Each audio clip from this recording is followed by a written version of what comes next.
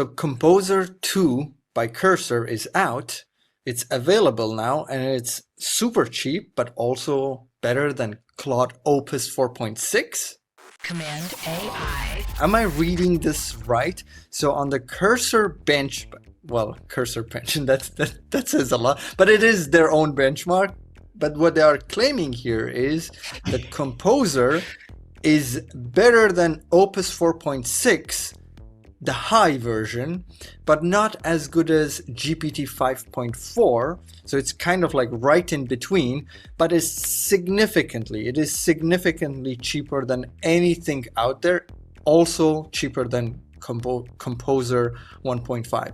I haven't tested it, but I feel like this is something that would work great, even if it's not really as smart as Opus. I don't think it is. Well, but it would be good to do the work, right? The legwork. Yeah. Well, this is telling me that it's smarter, or sorry, performs better. What is performance? I don't know, but that's what this is telling me. Yeah, and for the cost, it is, I don't know, is it like 30 cents here, where Opus is $2.5. So it is over this what, 6 times cheaper. I think this is, again, it's a shit graphic, because it's like, well, you've got input and output tokens, you've got cached price of tokens, but you've also got the actual just general cost to run the thing. You can have a really cheap model that thinks and thinks and thinks and thinks, GPT 5.4, which ends up costing more. Whereas you've got a very capable model that's very expensive, like Opus, and is actually really good at preserving tokens, so it doesn't cost. Do you know what I mean? Yeah. Unless it's speed, unless performance is typically, you say performance is speed, so it's faster than Opus and cheaper. That could be it, but not as fast as 5.4.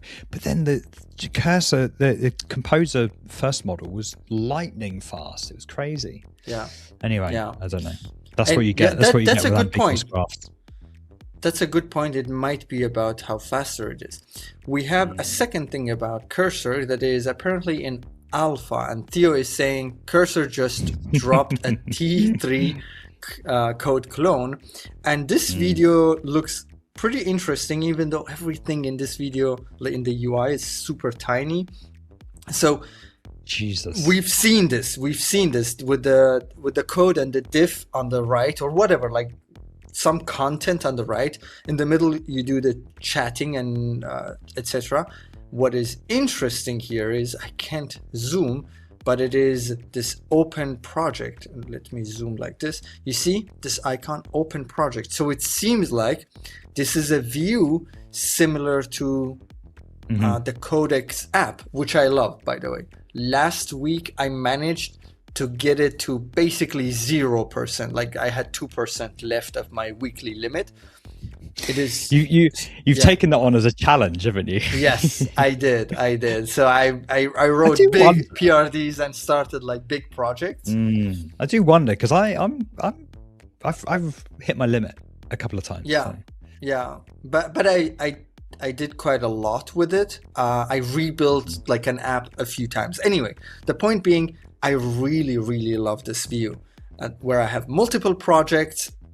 I have multiple threads for each, and it seems like this is what Cursor is trying to do, which I think it's the right move. And I might not cancel my subscription at the end of the month.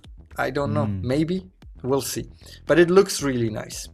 They all kind of look the same. Do you know what it's doing different?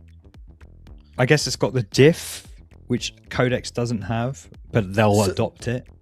No, it doesn't matter. Well, the Codex does have it. The Codex does show you the diff. Oh, okay. Yeah. Okay. They do show it, but here you also see the plan, and this is like kind of rendered. This is similar to how we use Warp. I love Warp. I'm using Warp a lot, and Yeah, this is a super simplified, it is even a more simplified version of the agent view of Cursor. It seems like it's not out yet, it's alpha. I checked, I don't have access to this view, but I would love to get my hands on it. Yeah. This is part of a larger conversation on my show, Command AI, which we stream live every single week. We discuss the news and all things related to AI in the world of design and web. Catch us next week and join in the banter. Command AI.